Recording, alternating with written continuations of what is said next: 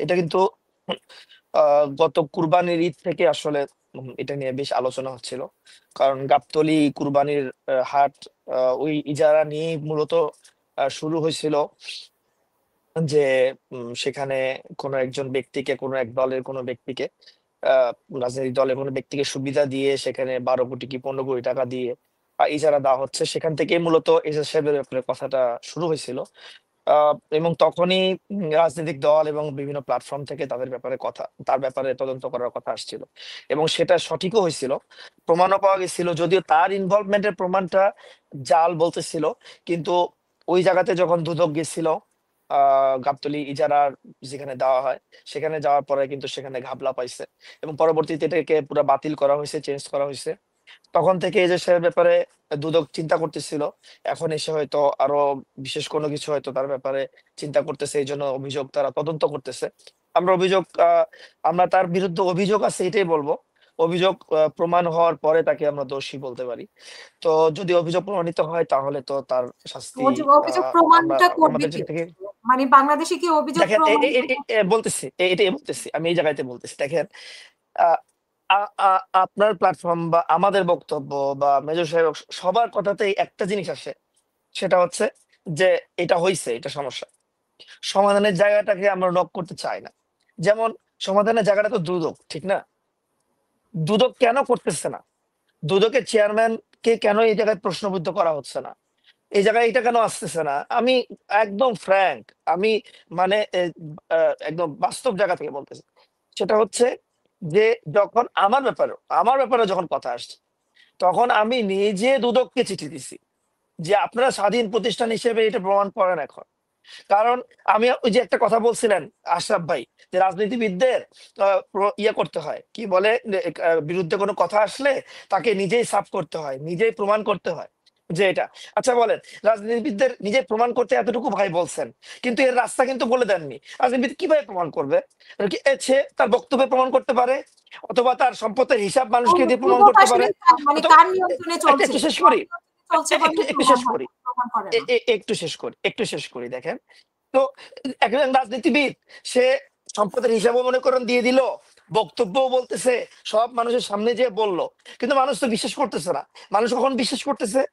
যখন আপনি প্রশ্নবিদ্ধ ওই সংগঠন দুদক, অথবা তদন্তকারী কোনো সংগঠন পিবিআই অথবা পুলিশ অথবা বিচার বিভাগের কাছ থেকে যখন তার ব্যাপারে একটা সাফাই আসে যে না, সে কোনো কিছু করেনি, তখনই মানুষ বিশ্বাস করে। তাছাড়া যত বক্তব্যই দেওয়া হোক, যত সম্পদের প্রমাণই দেওয়া হোক, মানুষ ওইভাবে ধরে নিতে চায় না, খুবই কম। কারণ বাংলাদেশ হচ্ছে নেগেটিভ পারসেপশন চলার দেশ, সবসময় নেগেটিভ পারসেপশন চলে। যেমন এই হচ্ছে, যে কথা বারবার বলা হচ্ছে যে এনসিপির থেকে লোভী লোকজন দেখা যাচ্ছে, তাদের লোভ আমরা আশা করিনি। এস এস কি বলে, পিএসও অনেক টাকা কামাই করছে, এই করছে, সেই করছে, এই কথা যে বারবার বলা হচ্ছে, এগুলো কি এখনো অভিযোগের পর্যায়ে না? কিন্তু বারবার কিন্তু বলা হচ্ছে দোষী হিসেবেই। আমার কথা হলো এখানে যে আপনারা রাষ্ট্রের ওই জায়গাটাই তো তৈরি করতে পারেননি। রাষ্ট্রের ওই জায়গাটা আমরা হিট করতেছি না। তো দুদক কেন স্বাধীন আচরণ করতে পারতেছে না? কেন দুদকের উপরে এই প্রভাব বিস্তার করা থাকবে?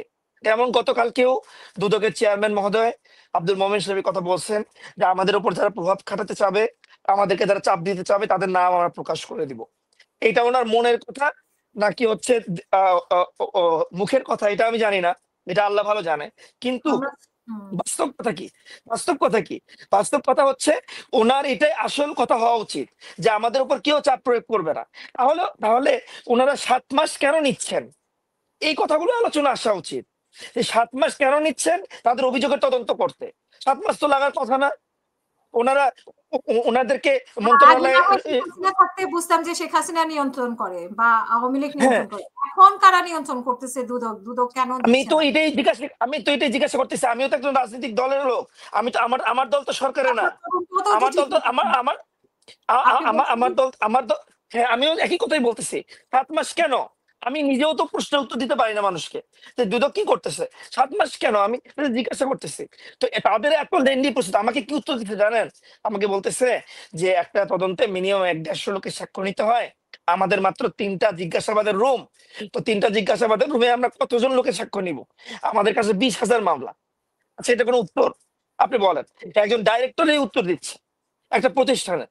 এই কথাগুলো আলোচনা আসুক, যে ওই প্রতিষ্ঠানকে সরাসরি ধরা হোক, ওই দুদকের সচিবকে ধরা হোক, দুদকের সচিবকে জিজ্ঞাসাবাদের মধ্যে নিয়ে আসা হোক, জবাবদিহিতার মধ্যে নিয়ে আসা হোক, যে আপনারা এটা কেন করতেছেন, আপনাদের দেরি করার কারণ কি। ঠিক যেরকম অভিযোগ যায় যে অমুকে এটা করছে, তদন্ত করেন, এটা যে পরিমাণ যায়, দুদক তদন্তের রিপোর্ট দিচ্ছে না, দুদক সঠিক তদন্ত করতেছে না, বা তদন্তের রিপোর্ট জনগণের সামনে পেশ করতেছে না, এটা কিন্তু একেবারে আসে না। আবার যদি কখনো আসেও, সেটা আবার আমাদের মিডিয়া কখনো ফলো করে প্রচারও করে না। দুটো একই কারণ। তো এই জন্য আমার কথা হচ্ছে যে দেখেন, এটার ক্ষেত্রে দুদক স্বাধীন প্রতিষ্ঠান, দুদককে আচ্ছা, প্রশ্ন দুদকের করা কথা হোক। না হয়ে গেলই, কিন্তু এনসিপি কিভাবে রাতারাতি এত বড়লোক হয়ে গেল সবাই? মানে এনসিপি কি শোনেন আমি বলি, সবাই সবাই সবাই সবাই বলতেছেন, কিন্তু উদাহরণ দিচ্ছেন আব্দুল হান্নান মাসুদের নামে, কথার কথা, হান্নান বা মাসুদের উদাহরণ নামে দিচ্ছেন শুধু দিচ্ছে হচ্ছে আমরা শুধু শুধু হাসনাত সার্জিসের নামে দিচ্ছেন। হাসনাতকে কয়জনের দিচ্ছি, নামে বলা হচ্ছে বলেন? কেউ না, না, কেউ তো হাসনাতের নামে কি দিচ্ছেন আপনি? হাসনাতের পরিবর্তন বলেন। হাসনাতকে আজ থেকে 2 বছর, আজ থেকে 2 বছর আগেও, হাসনাতের আজ থেকে 2 বছর আগেও ও যে কোচিং সেন্টারে, এসিএস যে কোচিং সেন্টারে সে পড়াইতো, সেই কোচিং সেন্টারে আজ থেকে 2 বছর আগেও 60,000 ছাত্র ছিল। 60,000 ছাত্র ওর কাছে ইংরেজি পড়তো। 60,000 ছাত্র অনলাইনে তার কাছে ইংরেজি পড়তো। এখনো তার ক্লাসগুলো যখন হয়, তখন দেখেন যে ও তো ওই সময় থেকে একটা অনলাইন ক্লাস, আমি ওই সময় থেকে তাকে চিনি, এই জন্য আমি বলতেছি ওই কথা। সময় তার কয়টা তো গাড়ি ছিল? ওই সময় তার কয়টা গাড়ি ছিল? সেটা সেটা যে বলতে পারবে, সেটা বলতে পারবে, কিন্তু আপনি যদি একটু অনলাইন সার্চ দেন, এসিএস, 60,000 শুনে আমি বলি, বাংলাদেশের দুইটা বাংলাদেশের দুইটা অনলাইন প্ল্যাটফর্ম, দুইটা প্রতিষ্ঠান আছে, হচ্ছে একাডেমিক ভর্তি পরীক্ষার জন্য বিখ্যাত। একটা হলো উদ্ভাস, এটা হচ্ছে অফলাইনে, আর অনলাইনে হচ্ছে এসিএস। এই এসিএস এর সে কয়েক বছর আগে থেকে ডাইরেক্টর, সে ছাত্রদেরকে পড়ায় আসতেছে।